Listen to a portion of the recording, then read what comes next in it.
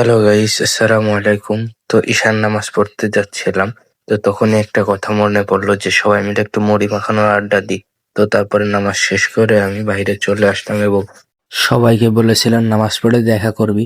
তো তারপরে আমরা একটি পেঁয়াজি বেগুনের দোকানে গিয়েছিলাম, সেখানে বন্ধু দেখার কারণে আমরা সবাই মিলে ভাজা দিয়ে একটি আয়োজন করে থাকি। তো এতে ভাজা, টমেটো, পেঁয়াজ আর আরো তেল অনেক কিছু দেওয়া হয়েছিল। তো দুঃখের বিষয় আমরা পেঁয়াজি বেগুনি দিতে পারিনি, কারণ সব দোকানই বন্ধ ছিল। তো যাই হোক, সমস্যা নেই, আজকে রিজিকে এতটুকুই ছিল।